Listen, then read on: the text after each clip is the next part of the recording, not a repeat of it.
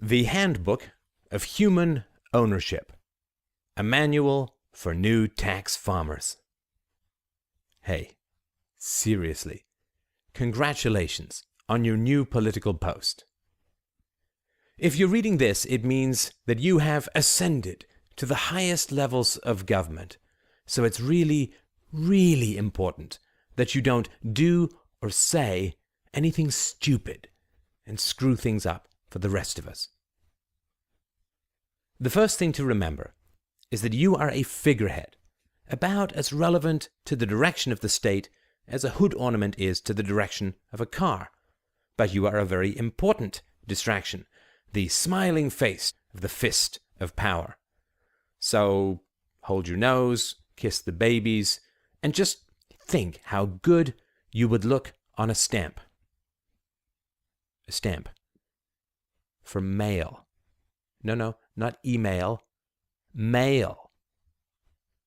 Never mind, we'll explain later.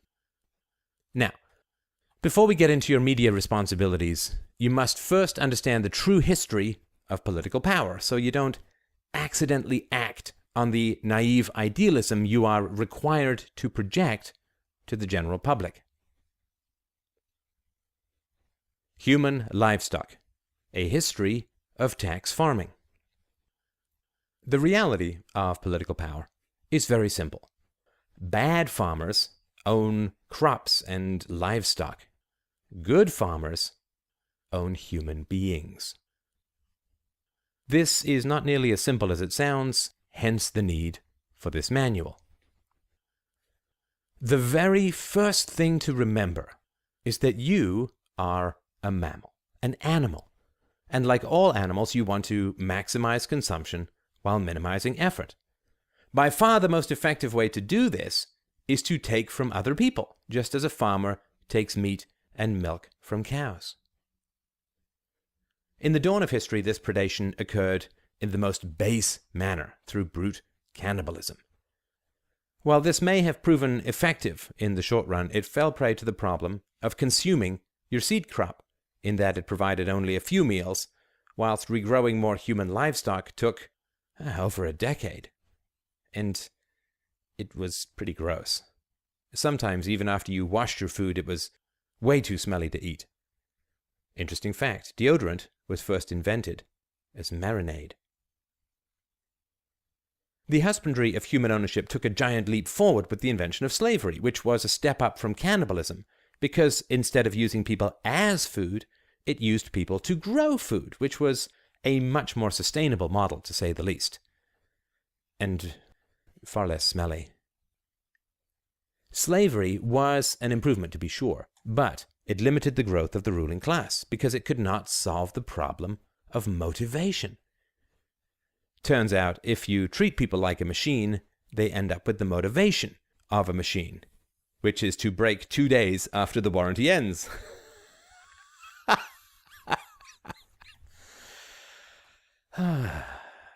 Anywho, the basic reality of human ownership is this. 1. You must first subdue the masses through force. 2. Then you maintain that subjugation through the psychological power of ethics. See, people think that ethics were invented to make people good, but that's like saying that chastity belts were invented to spread STDs. No. Ethics were invented to bind the minds of the slaves and to create the only true shackles we rulers need: guilt, self-attack, and a fear of the tyranny of ethics. Whoever teaches ethics rules the herd, because everyone is afraid of bad opinions, mostly from themselves. If you do it right, no judgment will be as evil or endless as the one coming from the mirror.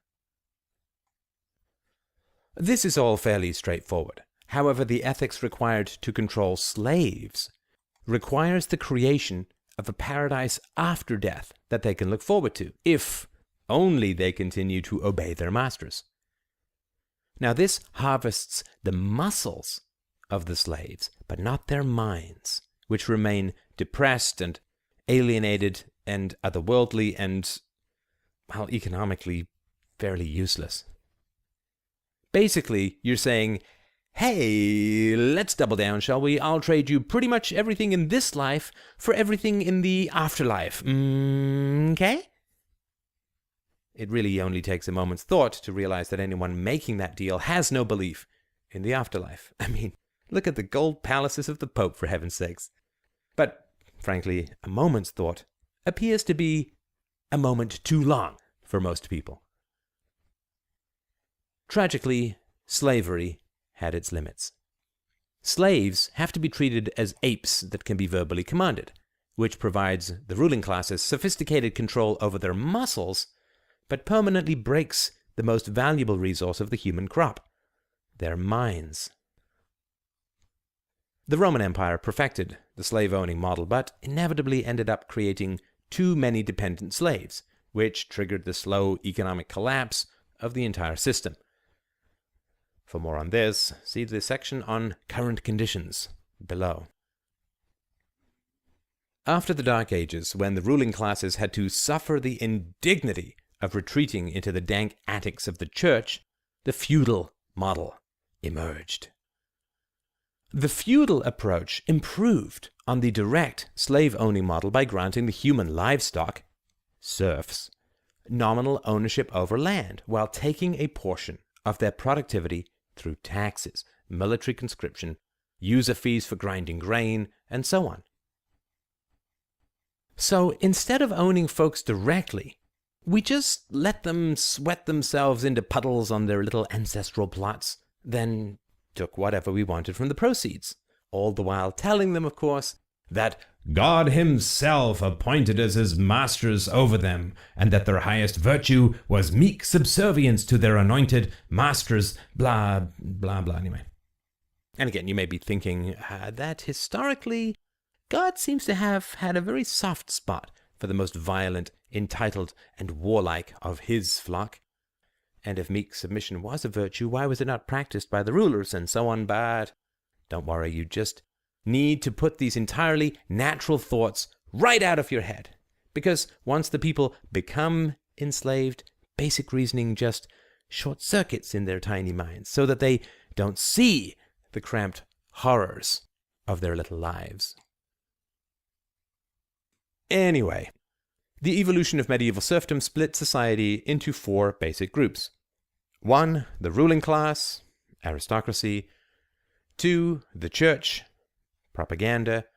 3, the army, enforcement. And 4, the serfs, livestock. The aristocracy, of which you are now a proud member, reaped the rewards. The church controlled the slaves through ethics, the army attacked those not subjugated through ethics, and the serfs paid for the whole show. The modern equivalents are the political masters, the media, the police, and the taxpayers. Since they had partial custodianship of the land, medieval serfs had at least some incentive to optimize their agricultural productivity. And so starting from about the 12th century, significant increases in farm production created the excess food required for the development of cities, the natural home of the ruling classes. The economic development of cities remained dependent upon the rediscovered Roman law, which was not a free market/private property legal system, and so economic productivity remained relatively stagnant, at least compared to the 18th century to the present. Medieval guilds were also ridiculously inefficient, forcing father-to-son transmission of livelihoods, requiring ridiculously lengthy apprenticeships designed to raise barriers to entry, denying advertising and marketing opportunities, and so on. Furthermore, the Catholic Church had banned usury, or the lending of money for interest, which prevented investment in economic improvements. This was largely due to the fact that the Church and the aristocracy it served did not want to pay interest on its debts. All of these early economic inefficiencies hindered the development of democracy, which requires enormous reserves of capital used as collateral to bribe voters in the present with the money of the future. The splintering of Christendom into warring factions during the Reformation created new opportunities for capital accumulation and loans. And the economic warfare that resulted was really a conflict between medieval capital inefficiencies and the new investment efficiencies available under Protestantism and Judaism to some degree. Naturally, the religion that was able to borrow the most won, and lending money for interest became an established practice throughout society, thus paving the way for the Industrial Revolution. Also, after hundreds of years of bloody religious warfare, where priests were effectively trying to gain control of the military might of the state in order to impose their doctrines on everyone else, the separation of church and state became a matter of base survival. Prying religious doctrines away from government policies meant that some vaguely rational approaches to property rights and trade could be achieved, which gave rise to arguments for free trade, notably by Ricardo and Adam Smith. When you stop trading in God, you can start trading in goods. Starting in the 17th century, the agricultural productivity that the cities depended on began to falter. Serf landholdings were willed to sons, which created increasing fragmentation of properties and inevitable inefficiencies in sowing and plowing. The ruling classes, eager to remain in the cities rather than go back to the damp and dirty countryside, forced the enclosure movement on the peasants, consolidating landholdings and driving hundreds of thousands of serfs off their ancestral lands. This almost immediately increased agricultural productivity, saving the cities, while creating a massive army of cheap labor, which, having no land to farm anymore, inevitably ended up looking for work in towns. The conditions were thus ripe for the Industrial Revolution. Capital freedom, a massive cheap labor, some free trade, excess food, and the growing religious skepticism which resulted from the wonderful advances of the scientific method followed since the 16th century. It was at some point during this period that the greatest leap forward in human ownership came to pass, which was the simple genius of allowing the livestock to choose their own occupations. At one fell swoop, the problem of livestock motivation was largely solved, at least until the present.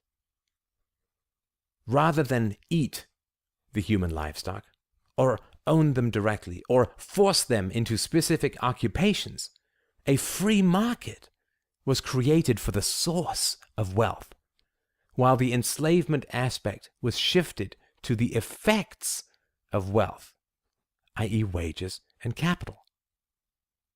Labor was free. Wages were taxed.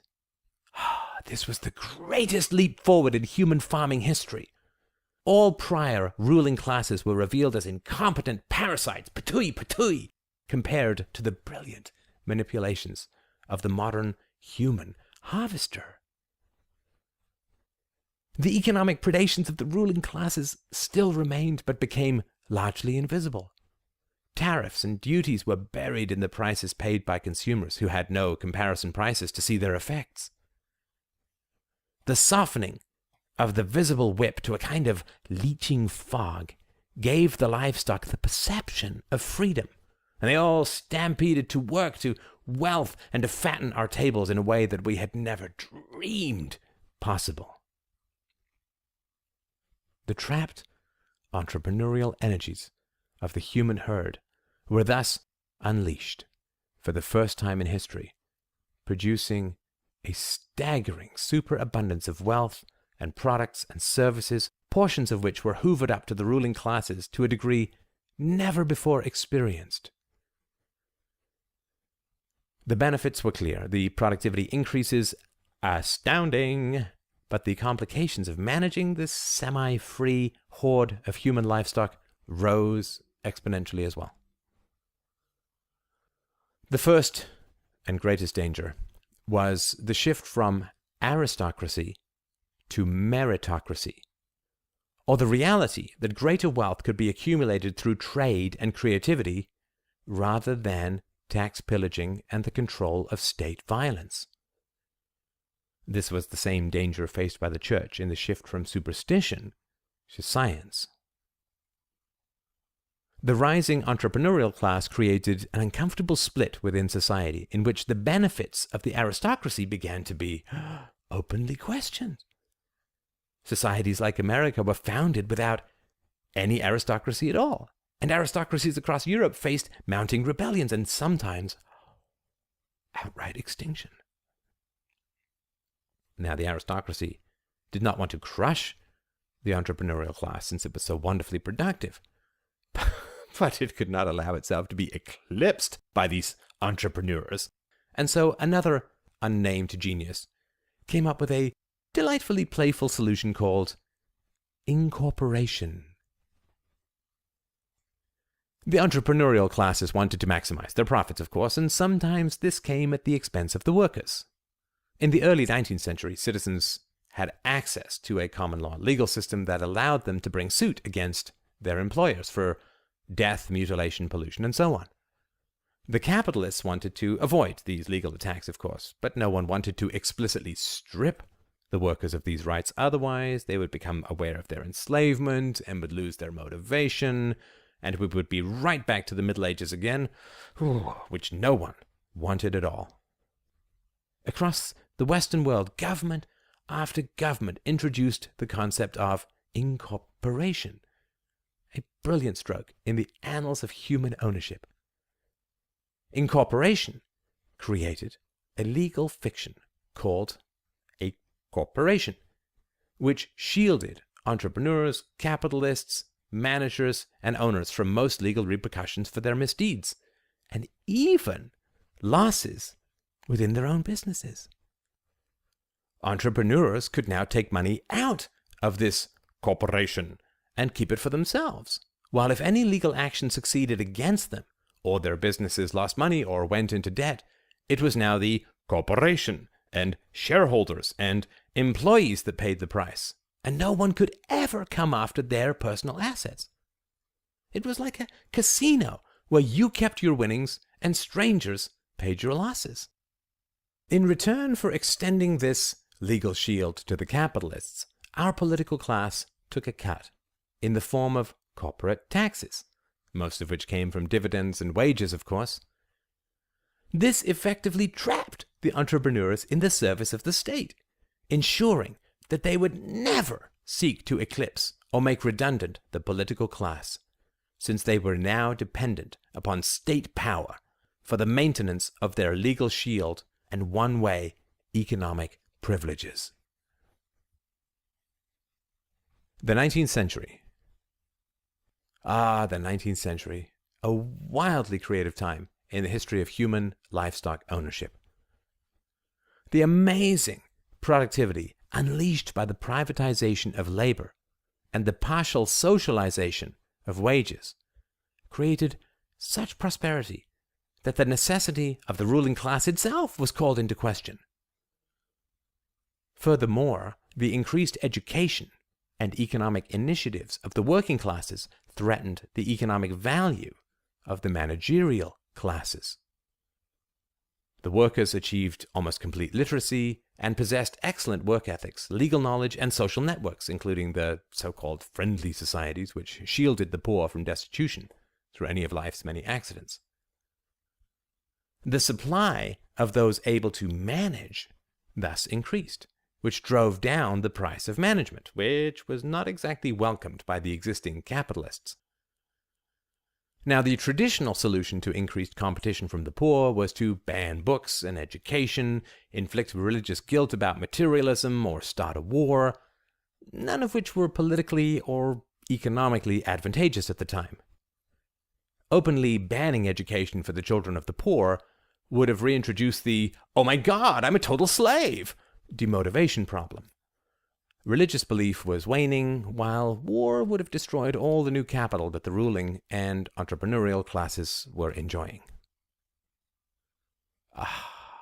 In a brilliant stroke, the ruling classes and the church conspired to create a false educational, quote, emergency, In conjunction with a large number of resentful and underperforming teachers, public school education was introduced with the stated goal of improving the skills, abilities, and intelligence of the poor.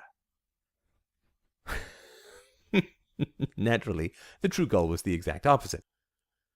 Rather than focusing on practical, economic, and entrepreneurial knowledge, government schools quickly shifted the educational focus towards patriotic history, rote memorization and recitation, Latin and Greek, and an almost endless plethora of other useless and boring trivia. This was the sports equivalent of forcing your competition to take naps instead of training, resulting in a truly delightful absence of competition for medals. Government schools created dull, resentful drones, only fit for taking orders, so the threat to the managerial class was averted. All this started in Prussia, which was medieval, mystical, and militaristic, which should have been something of a clue for everyone. But, again, thought hurts, apparently. One of the 4 pillars of the human farm, the church, faced mounting challenges in the 19th century, as the increased secularism of the Industrial Revolution and the growth in the empirical value of the scientific method undermined the superstitious terrors of the Middle Ages. Sensing that the power of their God was on the decline, the clergy began casting about for a new home. Their expertise was in sophistic ethics, remember, rather than political power. And so they came up with a wonderful idea that allowed them to bring their brilliant historical lies into politics, but without having to enter into the sordid knuckle fights of base democratic electioneering. In a word, socialism. Socialism, or communism as it is sometimes called, is merely a secular religion where the state becomes a god. It has its good and evil, its creation myths, its eventual heaven where the state withers away, its ruling class of ethical liars, and so on. It's priestess Plato, you get the picture. Suddenly, instead of heaven existing in the afterlife, it was promised in this life, as soon as government programs succeeded.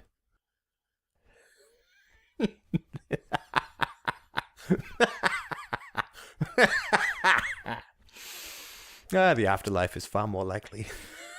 The new socialist clergy promised an end to poverty, injustice, illiteracy, shortness, baldness, any word they could get their grubby hands on. And of course, anyone who disagreed with these fantasies was immediately portrayed as pro-poverty, injustice, illiteracy, etc. Of course, just as the moral guilt of religion can never create virtue, government programs can never create paradise, and so a perpetual motion machine of social control was started, where the supposed solutions just created more of the same problems. Religion and kiddies.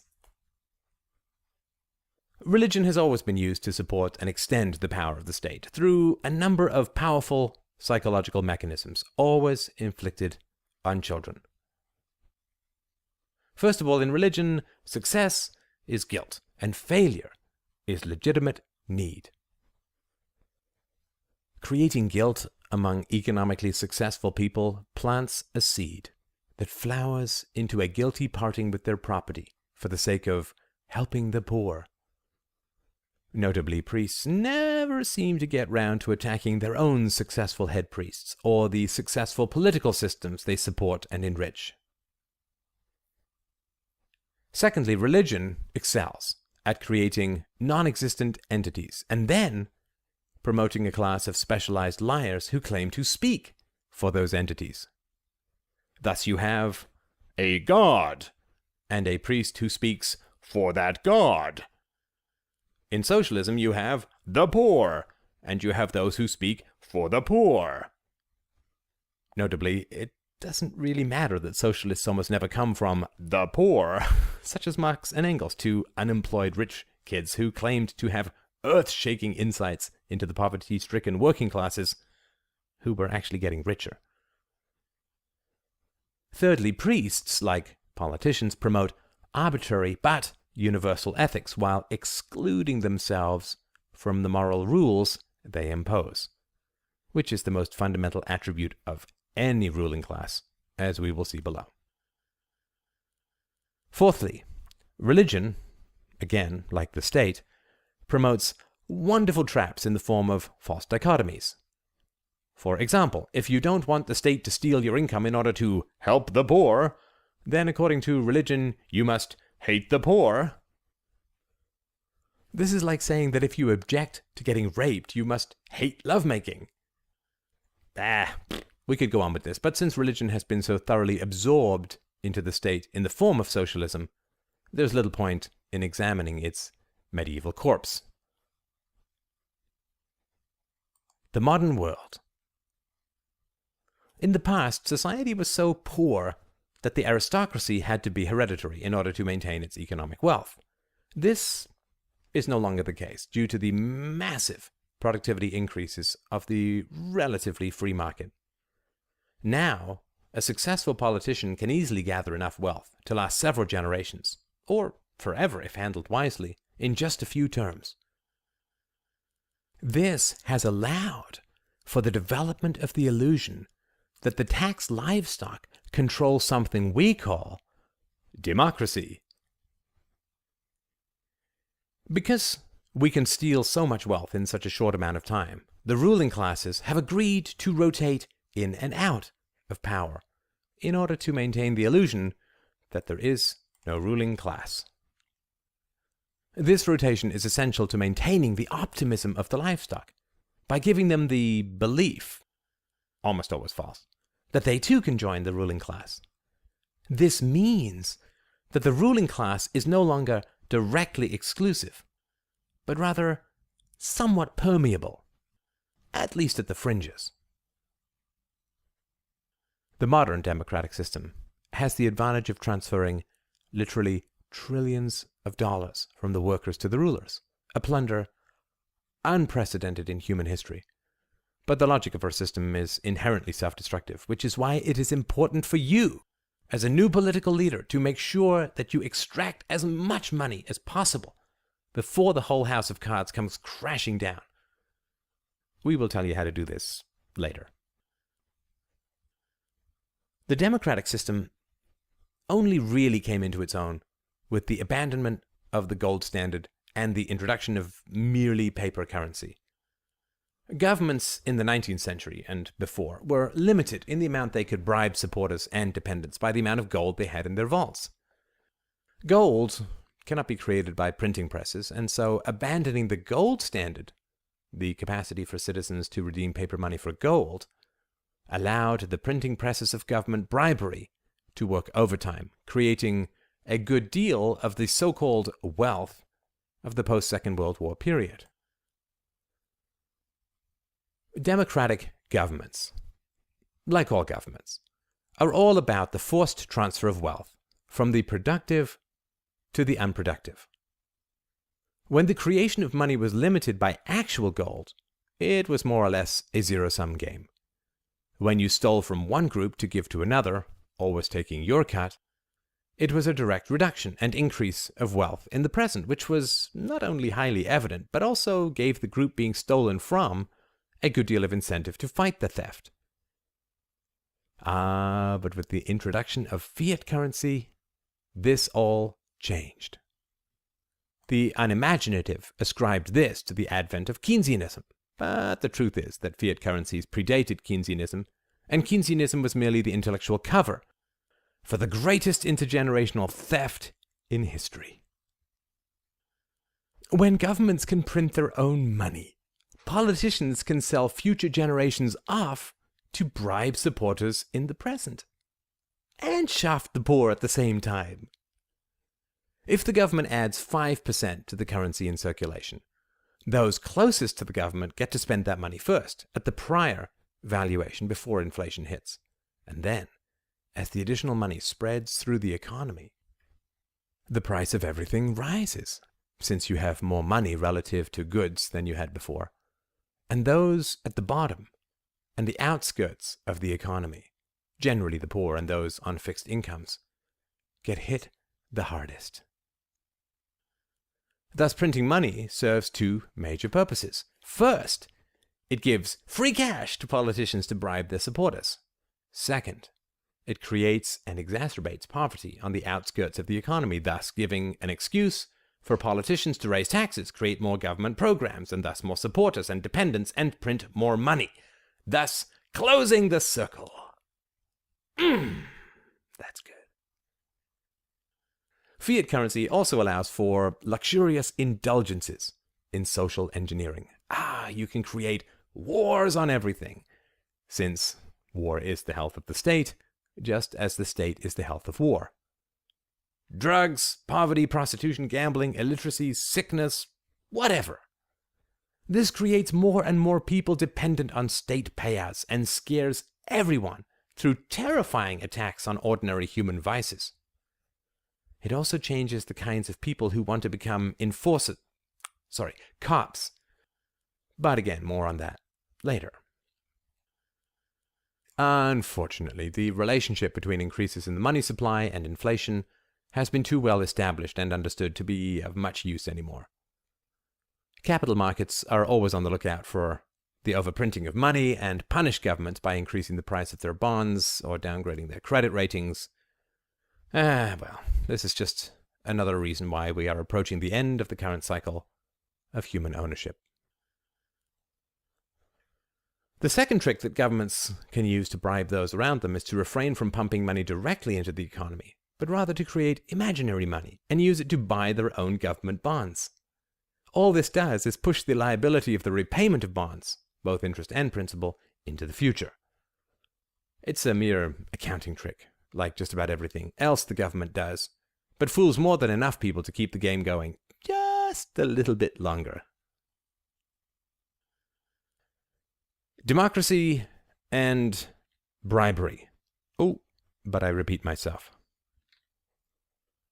Every politician must promise, say, $3 in benefits for every dollar taken in taxes. This is utterly impossible, of course, since the government has no money of its own and is ridiculously inefficient at everything it tries. So it is only through borrowing or printing money that politicians are able to bribe voters into imagining that the government produces wealth. The introduction of fiat currency in the modern banking system, protected by government-controlled cartels, as well as the legal shield called the corporation, has been a godsend to modern politicians, since it allows the costs of present-day bribery to be pushed off decades or even generations into the future. This has been a complete no-brainer for everyone involved.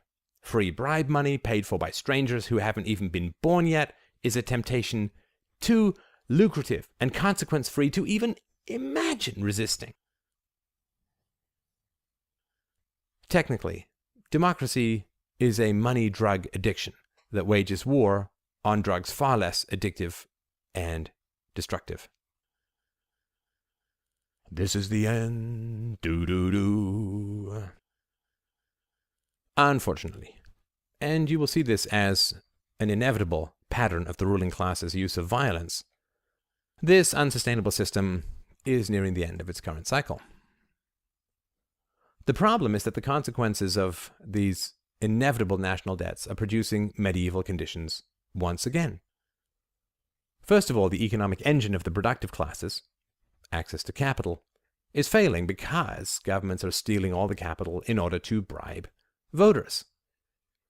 It's true that voters then often buy stuff, but that's not quite the same as driving new entrepreneurial development, since voters don't invest in new businesses, but rather buy products from existing businesses, which is yet another reason why existing businesses are big fans of the government. Secondly, and perhaps more importantly, the issue of livestock demotivation is raising its ugly head once more. Young people now instinctively grasp the economic catastrophes ahead, and this blunts their ambition and creativity to the point where fewer and fewer new entrepreneurs are creating wealth for the ruling classes. Birth rates. To rulers, the most fundamental capital is not money, but people. Well, more accurately children, but we'll get to that below. Reasonably intelligent human beings don't breed well in captivity, which is why the birth rates of modern Western nations have crashed so catastrophically. Those of us in the ruling class obviously want human livestock intelligent enough to create wealth for us, but unfortunately that kind of intelligence is also easily high enough to do a rational calculation on the benefits and costs of modern parenthood.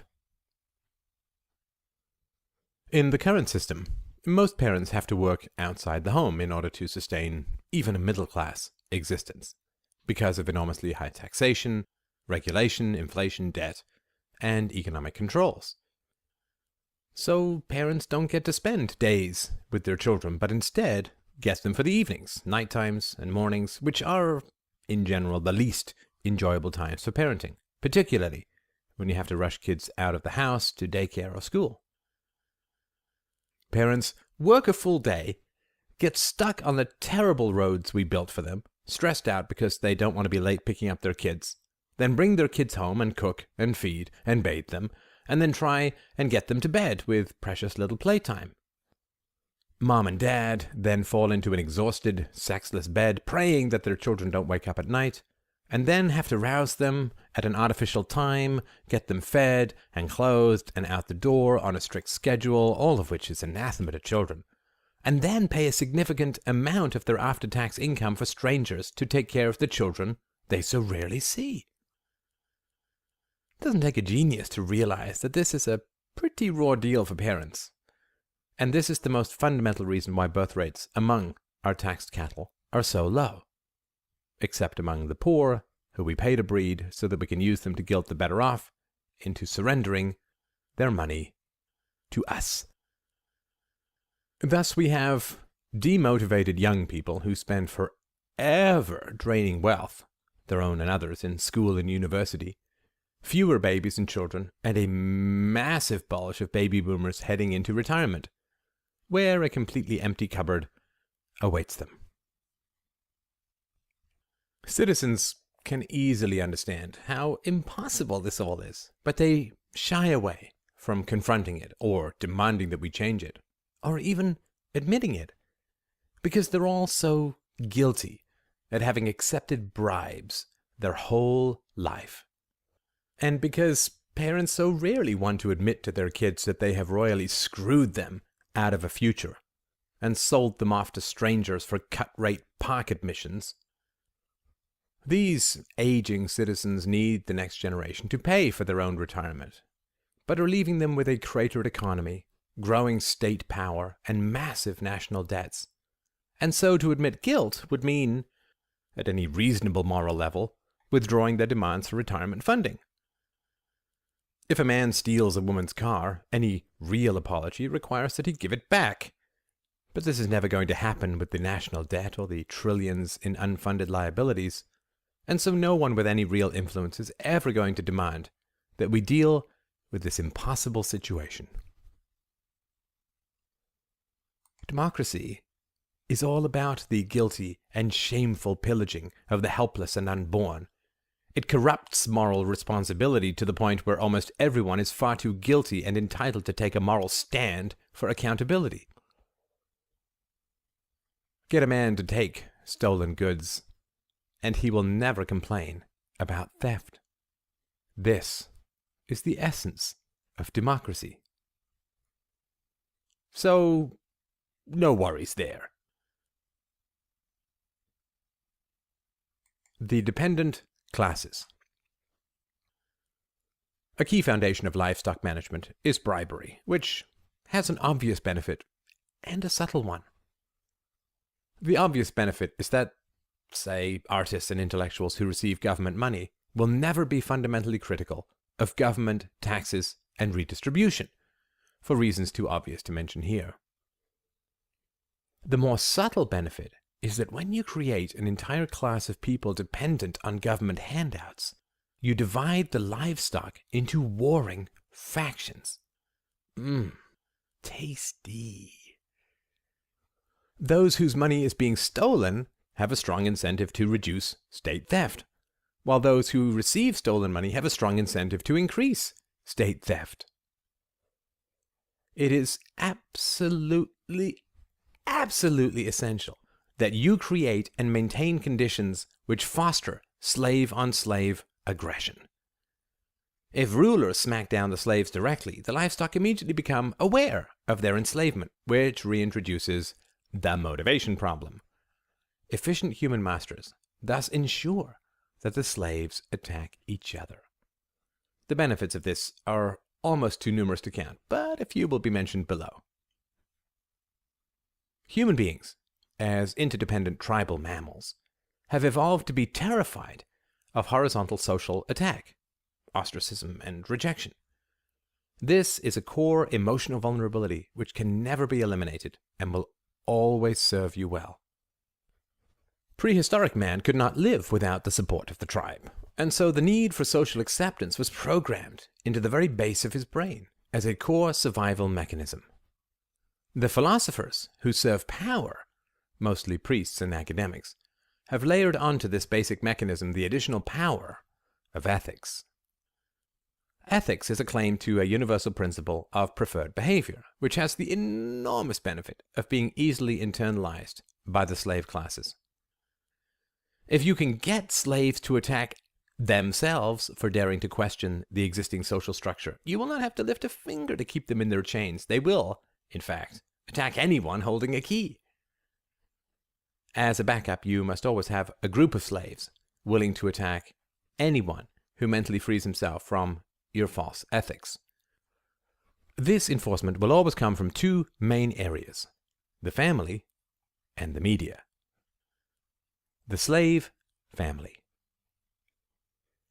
Deep down, slaves always know that they're slaves, and their only real enslavement is resisting this knowledge. Prior ruling classes did not trust this basic mechanism, and so were hesitant to substitute horizontal social control for vertical political violence. Now, we know better. All commonly accepted cultural myths are created by the ruling class and are essential lubricants for the wheels of power. The most common cultural myth is that your family is everything, the most important relationship, the most essential intimacy, the most fundamental social unit. This helps the ruling class in countless ways, not least of which is that it establishes and extends the principle that an accident of birth creates a fundamental and eternal moral obligation. Family thus equals country. Also, sports team, which is one reason why we fund them. Once you have enslaved one generation, most parents will almost inevitably resist the freedom of the next generation out of guilt and shame about their own surrender. We tell people to stay close to their families because their families will so often attack them for even thinking about leaving the cages of collective history. Let's look at the sequence. A man surrenders his liberty for petty cash and the illusion of security. He then becomes a father. His son questions his father's moral courage and integrity, and the father then attacks the son, chaining them in a cage they both rot in. For this cycle to be maintained, we must forever tell the son that his family is the most important thing in the world, more important than reason, evidence, truth, integrity, morality, you name it. He believes us, and if his family is not committed to his freedom, we, and they, will own him forever. This is the basic deal we offer to parents, just like priests. Give us your kids, and we'll teach them to honor and obey you no matter what, so you don't actually have to be a good person and earn their respect. True, not all parents take this unholy deal, but we just get the media to mock the homeschooled kids, and all is well. Furthermore, given the billions of people ensnared in the dependent classes the world over, it is a near certainty that at least one or more close family members will be dependent upon the existing system, and will then violently attack anyone who questions the morality and practicality of predatory democracy. Want to privatize education? Say hi to your teacher, Aunt Mamie, and let the fun begin. The media.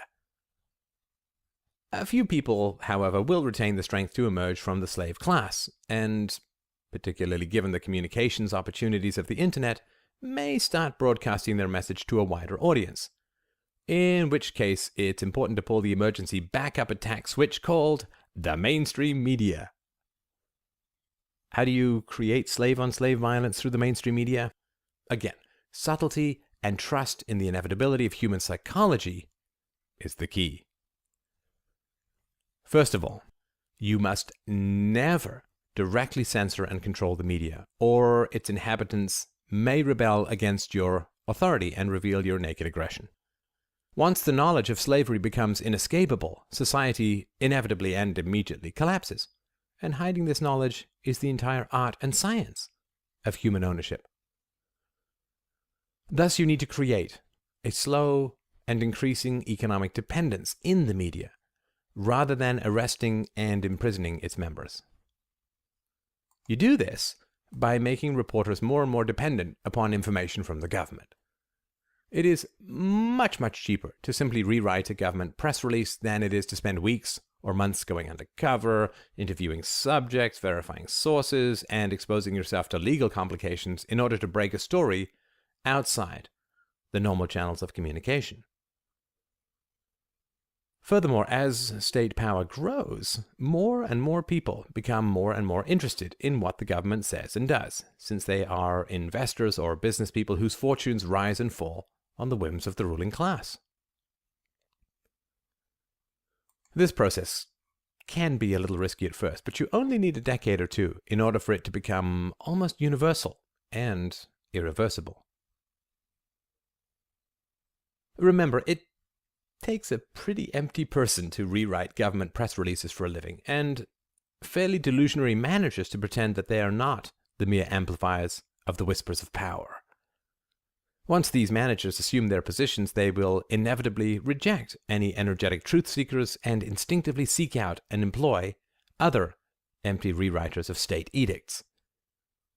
The collective delusion that they're still producing news becomes progressively stronger, to the point where they will rail against and attack anyone who actually tries to publish something that is true, particularly if it threatens the government contacts who supply their disinformation. Access to government thus becomes the foundation of any media organization. Therefore, no fundamental criticisms of governments can be produced. You can criticize a tax, but not taxation itself. You can criticize a party, but not the state. You can criticize a vote, but not voting. As usual, it is both depressing and exciting to see the tiny price that people are willing to sell themselves for. Their name in print, a meager expense account, a few parties, and they're yours. The physical abuse required to keep the sheep in line is doled out by the police. The verbal abuse, doled out by the media. The media has been trained to attack anyone who questions the foundations of violent power. The equation is really very simple, so simple that it is always overlooked. If a man says that coercive wealth transfers, theft in the vernacular, are wrong, then the media instantly attacks him for not caring about whoever is receiving the stolen money. For instance, if a man questions the morality and practicality of the welfare state, he will be immediately attacked for not caring about the poor. If he argues against government schools, then he clearly hates the fact that children get educated. If he defends free trade, he is an immoral advocate for blood-sucking corporations. If he criticizes military budgets, he is a cowardly appeaser who wishes to surrender Fort Knox to Al-Qaeda. If he holds people morally accountable for their actions, he is punishing them for their past mistakes and playing the blame game. If he refuses to forgive unrepentant wrongdoers, he is nursing a grudge, and so on. If he argues that adult relationships are voluntary, then he is viciously anti-community. If he says that abuse should not be tolerated in relationships, then he is an intolerant absolutist bent on destroying all relationships. And yeah, this list can go on and on and on, and Lord knows it does every day, but you get the point. The wonderful thing is that you won't ever have to tell the media to do this. It just happens of its own accord, because people who are expert verbal abusers always rise to the top of the media pyramid because they're so useful to those of us in power. So we always give them access and exclusivity. You only need a few verbal abusers in charge, and everyone else will fall in line, because anyone who tries to stand up against them will be immediately smacked down and will face the horrifying spectacle of watching all their colleagues either take cowardly steps back or joining in the verbal assaults. I should probably have mentioned that priests, the best verbal abusers in history, left the church for socialism and the media, which is why the media tends to be so left-wing. The reason the media performs this service for us is very simple. We own their livelihoods through licensing, legal regulation, and access to information. If we decide to cut anyone off, his career is over. If anyone displeases us, we can threaten to pull the license of the entire organization because the rules are so Byzantine that we can nail someone for something at any time. Much like the tax code, it is a form of soft totalitarianism that we have perfected over the generations. The purpose of regulation is to control through rational anxiety rather than dictatorial terror. Prior dictatorships would shoot people, arrest and imprison them arbitrarily. This controlled people's bodies very effectively, but destroyed their entrepreneurial energies and motivations. It is far more effective to regulate and license and tax, and this is true for all industries, because potential dissidents then face their own foggy walls of vague anxiety, in which they will not face arrest and imprisonment, but rather lengthy legal complications, which they may eventually win, but which drain much of the joy out of living while they go on month after month, year after year. This is true for public sector unions as well. We don't make it illegal for a manager to fire a unionized employee because that would expose the system for the economic joke that it is. We just make it really, really lengthy and complicated and emotionally draining and confrontational and exhausting. That is the true perfection of soft totalitarianism. People will surrender to anxiety and still vaguely feel free. If you terrorize them directly, they tend to just collapse intellectually and emotionally. If the media were directly owned by the government, the propaganda would be clear. The indirect ownership of licensing and access to information is far more effective and powerful because it maintains the veneer of independence and critical thinking. Remember, this form of indirect ownership is the essence of modern democratic tax farming. It is a central truism of human nature that people always attack what they avoid. If a reporter imagines that he is some sort of free-thinking iconoclast, he is in complete denial about the reality of his enslavement. This denial always manifests itself in hysterical attacks against anyone who dares to point it out, or who actually is a freethinker. To sum up, if we attack the slaves, we lose. If the slaves attack each other, which is so easy to orchestrate, we win.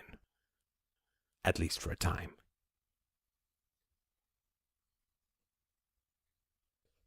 Children, the greatest resource. When we say that human beings are the greatest resource, it's important to be precise about what we mean. Human beings are naturally born with two characteristics. The first is a resistance to arbitrary authority, and the second is a natural susceptibility to obeying universal ethics. Anyone who doubts the first characteristic has never tried to parent a 2-year-old, and anyone who doubts the second has never triggered or experienced moral guilt. Domesticating the human animal does not mean that everyone needs to turn out the same. In fact, it would be quite a disaster for us if they did. To most efficiently control the human farm, you need a majority of broken, self-attacking, insecure, shallow, vain, and ambitious sheep, forever consumed by inconsequentialities like weight, abs, and celebrities, and a minority of volatile, angry, and dominant sheepdogs, which you can dress up in either a green or a blue costume and use to threaten and manage the herd. Ruling classes have always had to separate children from their parents. Otherwise, it is almost impossible to substitute weird abstractions like the state or a god for the parent-child bond. Human children, like ducklings, will bond with whatever person or institution raises them, which is why we always need to get children, hopefully as young as possible, to bond with the state through government daycare and education, I guess, is the closest word. In the distant past, rulers made the error of forcibly removing children from their parents, which exposed their enslavement and so destroyed their motivation. In the late Middle Ages, children were farmed out to wet nurses, destroying the parent-child bond. In more recent times, the boarding school system separated children from their parents, destroying empathy and creating wonderfully brutal administrators and enforcers for a variety of European empires. See George Orwell.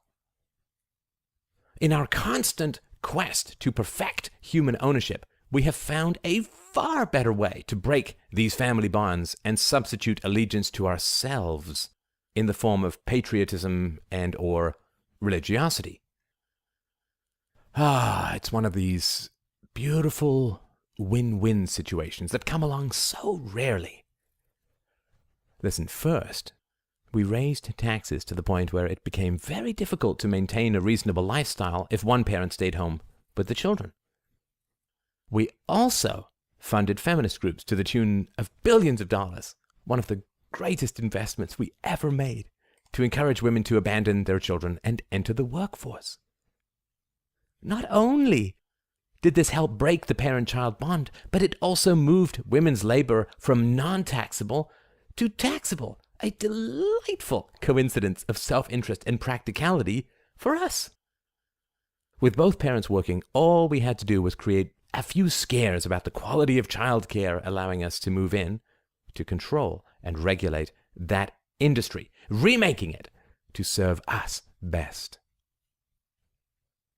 In some countries, like the United States, children are effectively removed from parental care by the state within a few weeks or months after birth.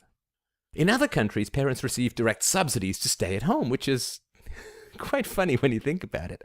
And there is precious little room for humor in much of this. We take money by force from the parents, keep a large portion for ourselves, use another portion to run up debts that their children will somehow have to pay off, and then dribble a few pennies down to the mother, who then feels that we are somehow doing her a great favor by allowing her to stay at home.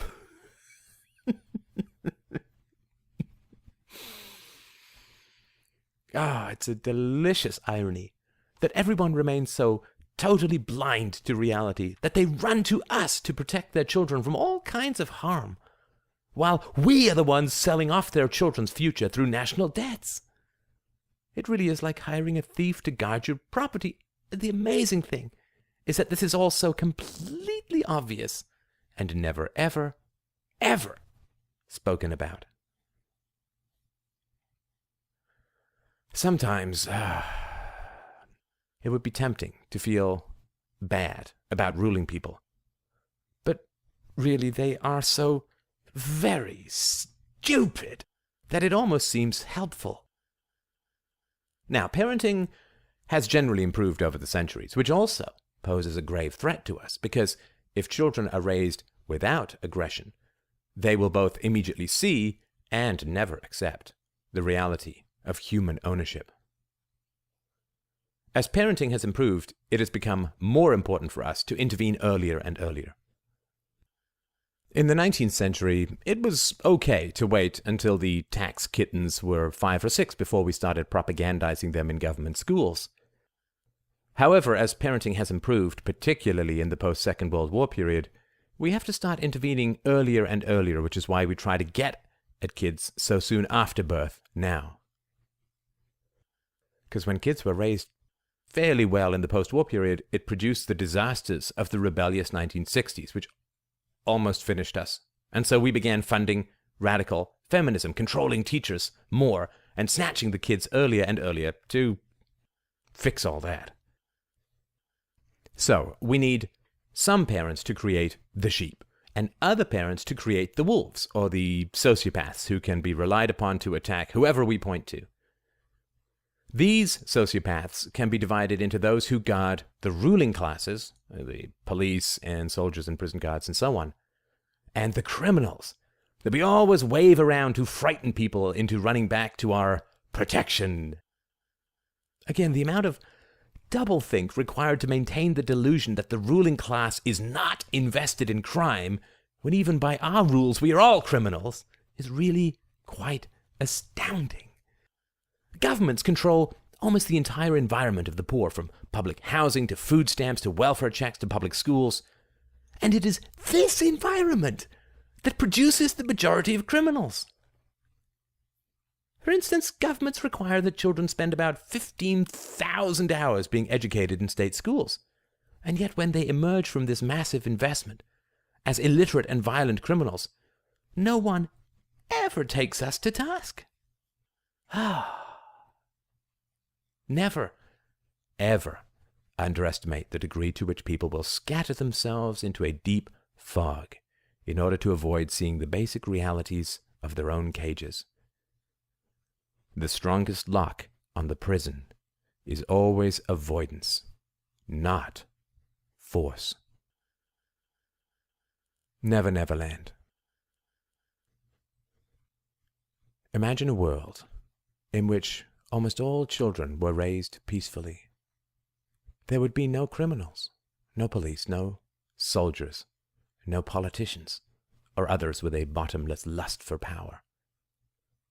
No bullying in the workplace, no white-collar predations on the general wealth, no assault, no rape, no murder, no theft, no drug abuse, no smoking, no alcoholism, no eating disorders, no pedophilia, far fewer mental and physical health issues, very little divorce, promiscuity, or infidelity, since all of these dysfunctions can be directly traced back to early childhood traumas. What need would such a world have for rulers? That is the world we can never allow to come into existence. Anything we can do to traumatize children serves the hierarchical violence of our power. Getting kids into daycare is a great start, since daycare makes children continually ill, exposes them to the wild aggressions of dozens of other children, destroys the one-on-one time that children need for bonding and emotional maturity. Daycare kids remain insecure, unbonded with a consistent caregiver, since teacher turnover is so high, and end up inevitably placing more emphasis on peer relationships than they do on adult caregiver relationships, including their parents.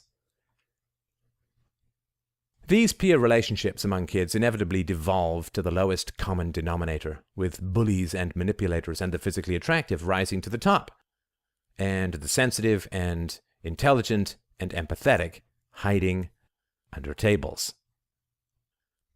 Children quickly perceive that adult attention is almost always negative. In other words, that they themselves are negative, serving only to increase the stress of their caregivers.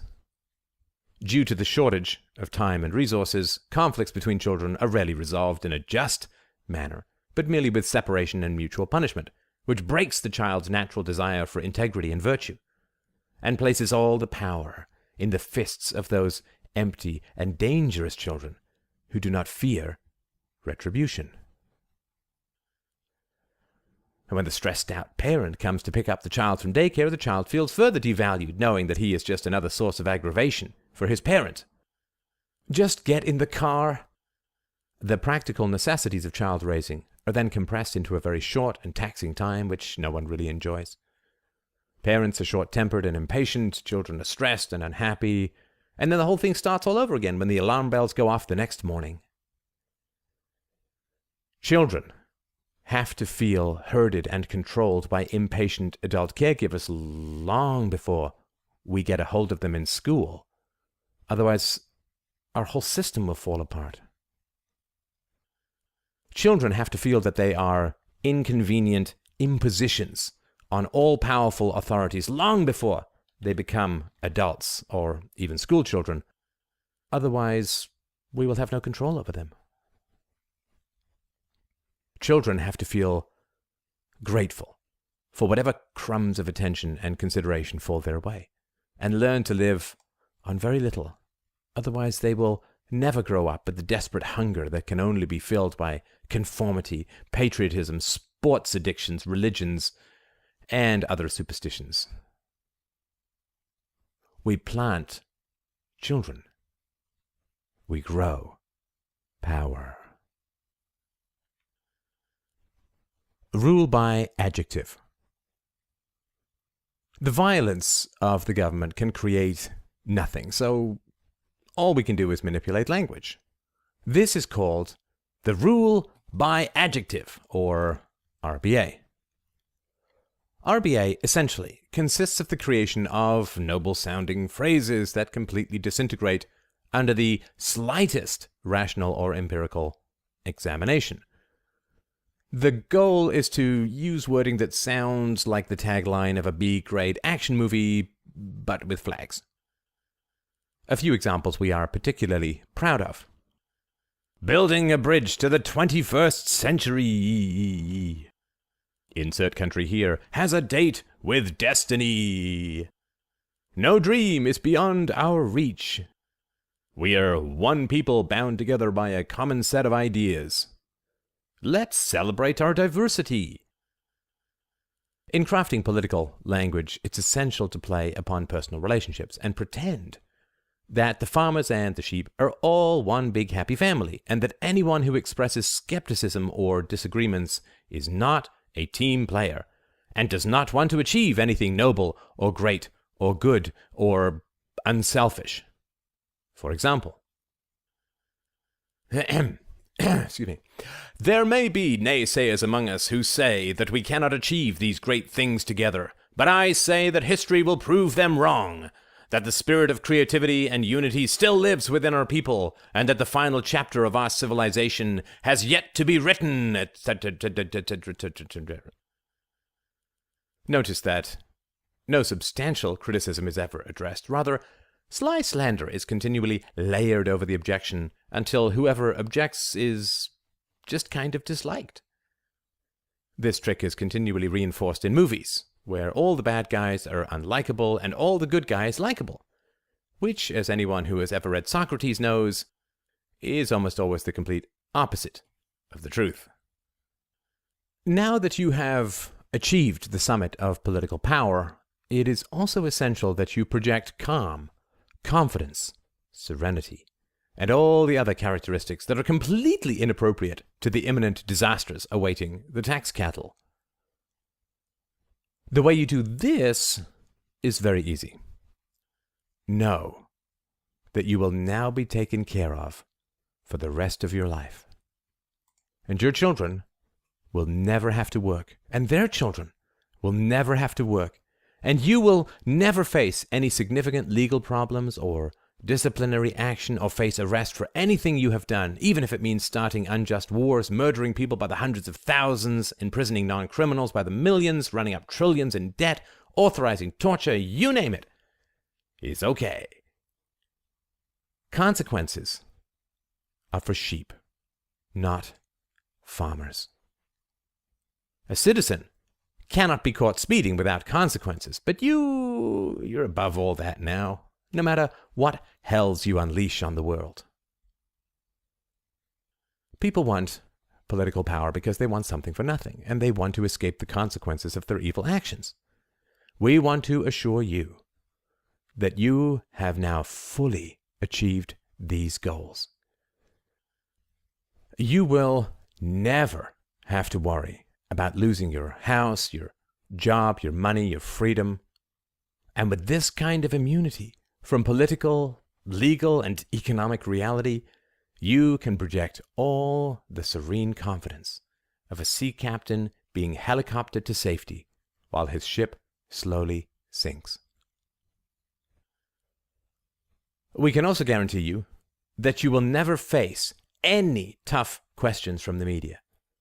Anyone who gets to interview you will be so thrilled at the opportunity and so excited to be advancing his career that he will only lob you softball setups.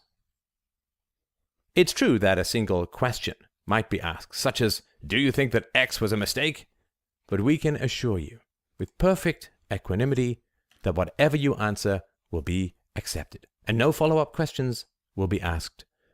You will always have the final say, and if anyone does dare to ask you a follow-up question, all you have to do is act mildly irritated and insist that you have already answered that question.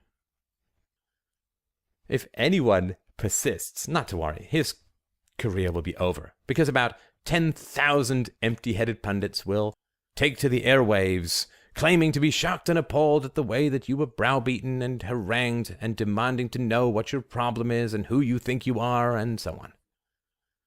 We know, it sounds implausible, but it's a guaranteed fix every single time. It's as predictable as hungry dogs chasing a dead rabbit on a string. Ethics. There are two kinds of ethics that you need to be aware of. It's very likely that you're already aware of them since you are where you are, but it's worth going over them one more time. When slaves evaluate masters, relativism and deference and working together and respecting differences of opinion are key. When masters evaluate other masters, bipartisanship and putting aside differences and working together and respecting differences of opinion are also key. This falls into the old category of turn the other cheek. But when masters evaluate slaves, however, it's total eye for an eye time. For instance, if you propose healthcare legislation that will force people to do stuff, it's very important that you respect the other party's right to disagree with your proposal. However, once it becomes law, no mere citizen is ever allowed to act on his or her disagreement with you. Debates are for the masters. Enforcement is for the slaves. You are allowed to debate whether or not to go to war. Citizens are not allowed to choose whether or not they fund the war or are drafted to get killed in it. You are allowed to debate whether to subsidize some group. Citizens are never allowed to choose whether they subsidize that group. Free will is for the masters. Slaves get the determinism of their masters' whims. In case you have any concern that someone will point out the ridiculousness of all this, do not fear. The moment that anyone argues that we don't need violent masters, that such masters are in fact hellishly destructive, all the slaves in the world will gang up on such an exposed truth-teller, saying, in effect, "We are not slaves if you don't point out our masters." This reaction is all based on propaganda that is carefully layered in throughout government education. And all education is government education because we regulate and control private schools and universities as well. The propaganda is, like all propaganda, completely insane. But through calm repetition and attacking dissenters, it quickly gets accepted as an obvious truth. The propaganda is this. 1. The government provides service X. 2. If the government does not provide service X will never be provided. 3. Therefore, anyone arguing against the government providing service X is arguing against the necessity or value of service X.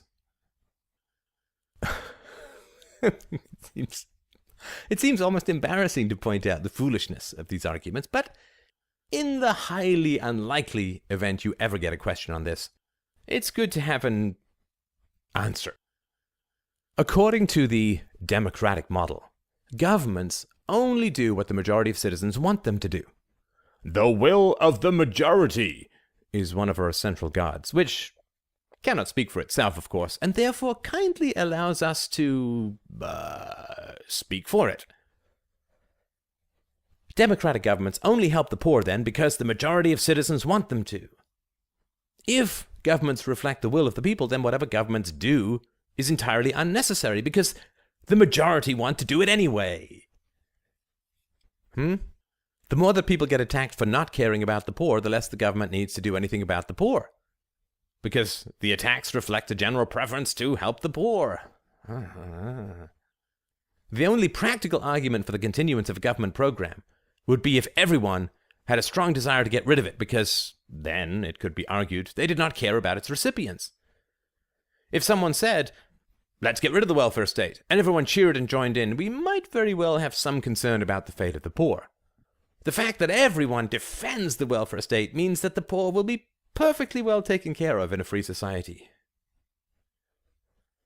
God almighty, the weariness of these ridiculous arguments. I'll tell you, we do sometimes wish that people would become just a little bit smarter, so that we could all eventually become free, but we are as trapped by the livestock's illusions as they are. Exploitation. Alrighty, there are two classes of parasites on the productive classes, the poor and the political. In the old days, Marxists used to blather on about the exploitation of the poor by capitalists, which was utter nonsense. When the capitalists were exploiting the workers in the mid-19th century, their real wages doubled. We, democratic masters, have had our real claws on them for the past 40 years, and real wages have not only stagnated and fallen, but educational standards have collapsed, incarceration rates have skyrocketed, living conditions have deteriorated, and the remaining social services we provide, bribes, are all going to collapse because we have sold everyone off piecemeal under the guise of national debt. Because the real term, serfdom, is just too accurate to be accepted. The old-style capitalists exploited the poor by paying them ever higher wages. We exploit them by selling both them and their kids to whoever will shove a thin dime in our direction, dropping a penny into the hollow plates of the poor, keeping 8 cents for ourselves, and using the last penny as collateral to borrow 10 more. But the merchant class is very useful to us in more ways than as tax cattle, tax collectors, and productive livestock. They also shield us from popular anger at the inevitable results of our predations. When we pay ourselves with the monopoly money, literally, of their futures, prices go up. Who does the public get angry at? Us? Get real. We don't teach them a damn thing about real economics. No, they get angry at the checkout girl at the local convenience store for high prices. And, of course, we always promise to investigate the source of such shocking inflation. It's pretty easy to pretend to investigate a mirror. The strange thing as well is that, we educate their kids. And then they expect these lost souls to be somehow objective about us. Imagine if a kid went to a school run by a government post office. Would you expect him to learn any form of critical thinking about the post office? Of course not. He would get endless lessons on how wonderful, benevolent, and friendly post office workers were, and how, before the post office became a government monopoly, private mail carriers stole checks from starving widows, abused their workers, and overcharged their helpless customers.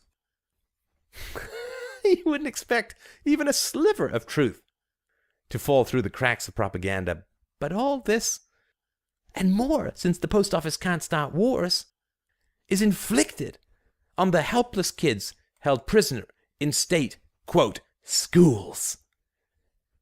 So people arrive at adulthood, worshipping the state that stole from their parents, crushed their minds under forced indoctrination, sold them into serfdom for the rest of their lives, and programmed them for endless obedience. Imagine if we said that Goldman Sachs should run all the government schools. Just picture the howls of indignation that would arise, shrill shrieks of the dangers of bias, indoctrination, and programming. But give the children to the state, and everyone smiles benignly, certain that objectivity, reason, and a well-tempered love of children and learning will reign supreme.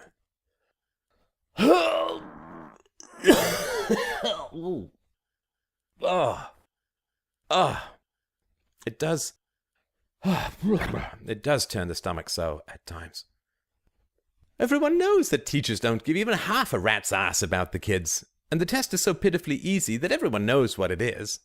Just remind the teachers that kids don't benefit from having over 2 months off in the summer, and it's hell for parents as well, of course, and cite the statistics about how well kids do when they're in school year-round, and don't forget everything over the summer. How will the teachers react? To ask the question is to answer it. Childhood does not equal personhood. The key to tyranny is to treat kids as somewhere between pets and hobos. If a child never thinks of himself as a full person, he will never aspire to be more than a citizen, i.e. to be owned and sold and ordered around. People take pride in being citizens, which is completely mad, since citizenship means that they have been granted the right to work and travel and live, which are all supposed to be inalienable anyway. For example, imagine, as Murray Rothbard once wrote, that the government should take over magazines and books, and limit readership by local geography, and hire, fire, and control all writers, editors, and reporters, and force people to pay for them even if they never read them. What an unholy outcry would arise. Cries of censorship and tyranny would echo in tinny indignation from bosom to heaving bosom. But inflict far worse controls on children, force them into local schools, control all the teachers and curriculum, even for, quote, private schools. And not only are the voices of protest silent, but are only raised against anyone who dares to suggest that the free minds of helpless children are far more important than the recreational reading tastes of adults. You'll get a kick out of this one too. Okay, use government power to force everyone to pay for the indoctrination of children. Force the kids to sit in dusty, still rows, barely allowed to blink, and then drug the living crap out of them if they get bored and restless, and keep them trapped there year after year, and then tell them that their masters won the war that set them free against National Socialism and communism. I mean, can you imagine seriously telling children stuck in an entirely communist environment, public schools, that communism is the enemy? Of course, they'll just write it down and regurgitate it whenever you want because they're terrified of being drugged. And then, okay, you have to tell them, of course, that communist dictatorships used the lie called mental illness to drug anyone who didn't fit in and obey the rulers. Freedom, you see, is for the adults. Communism is for the children.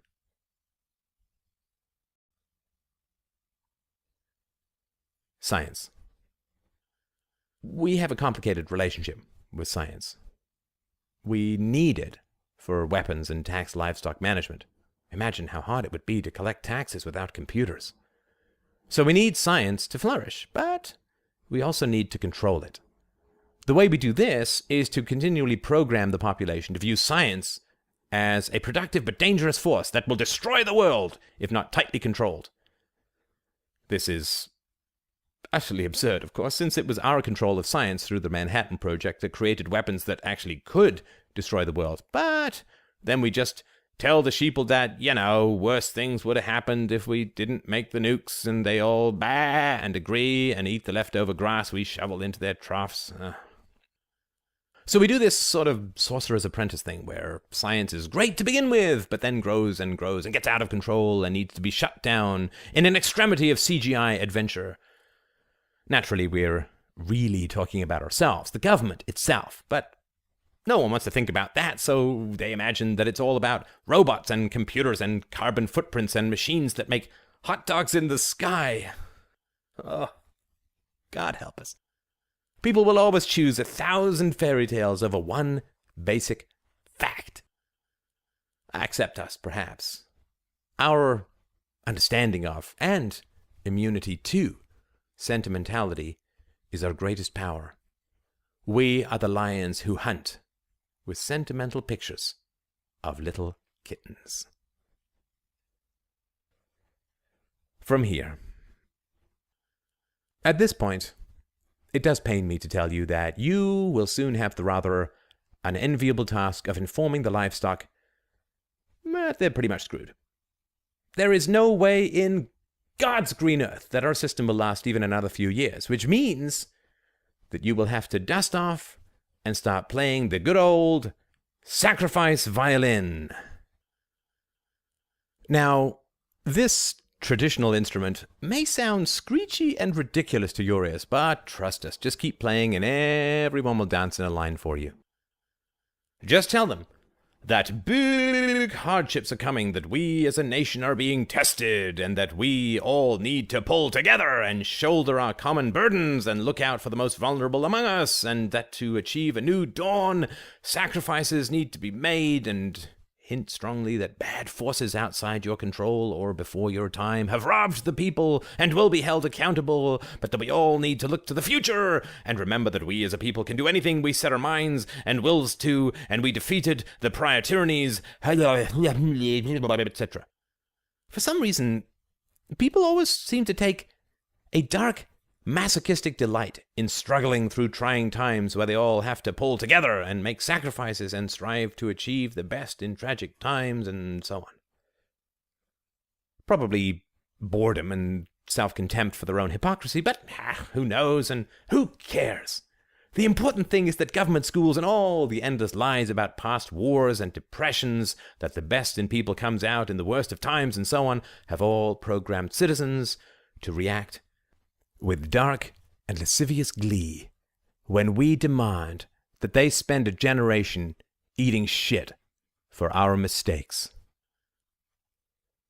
Of course, people love to punish themselves for their own hypocrisies and various other sins, and Lord knows the average state-sucking slut voter has had more than enough to feel guilty about trying to wheedle something for nothing out of the government, the future, their own children, for heaven's sakes. So when sacrifice is called for, most people feel secretly relieved, since all these trials, tribulations, and common burdens effectively squelch any substantial social, economic, or political criticisms. Pull together unleashes the most savage social censorship imaginable. During the coming time of crisis, if the young people justly point fingers at the greed and hypocrisy of their elders, they will be sternly told that we all have to pull together. There's no point playing the blame game now. If the young point out that they were never allowed such a mealy-mouthed avoidance strategy when they were growing up, they will be told that they are quibbling and refusing to let go of the past, and so on.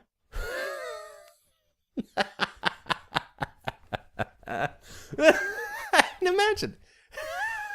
Imagine a teenager trying those strategies about failing to take out the garbage, and you will instantly see how much these cowardly redirects stink. So, self-flagellation for past crimes and avoidance of just accusations from past victims.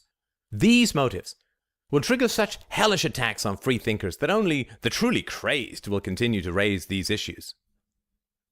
If you want to know more about this phenomenon, just remember how few Europeans criticized the ruling classes for 2 world wars in 2 generations, but rather took pride in winning a bloodbath that cost over 50 million lives.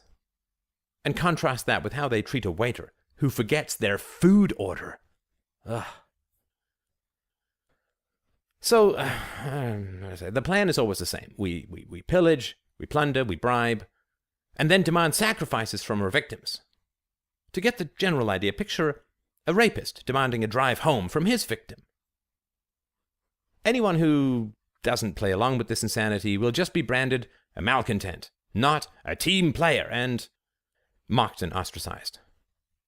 Fortunately, we have bred our livestock to be so dependent on social approval that most everyone will find this unbearable and slink back into the single-file line to the graveyard, pushing their bewildered and resentful children ahead of them.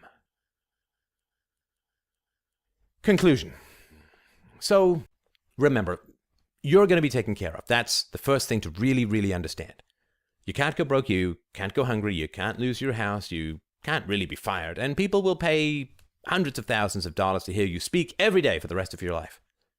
You're going to get libraries named after you, receive multi-million-dollar book deals, and a guaranteed gold-plated pension with free healthcare for the rest of your life. You have absolutely nothing to worry about. You have the softest seat on the biggest lifeboat. This is, to a large degree, the source of your weird confidence, which separates you from the herd and which they imagine is why you are their leader. The reality is that they have endless worries that you don't have. So you can just join us, floating above the petty fears of the masses, serene and secure, like the ancient gods we have always been. So go out among the crowds and make pretty noises with your velvet throat. Distract these fools with your eloquence while we finish pillaging their pockets. Empty out the remainder of your soul driving the sheeple off a cliff. It may haunt the remnants of your integrity, but don't worry. We do still have that stamp, just waiting for your smiling face.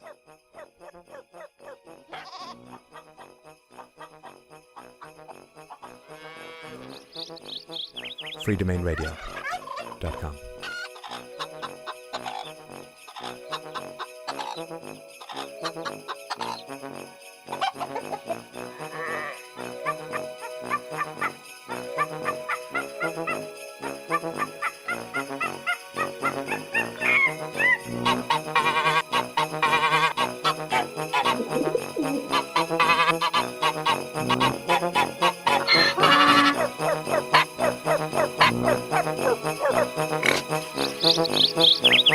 Ah!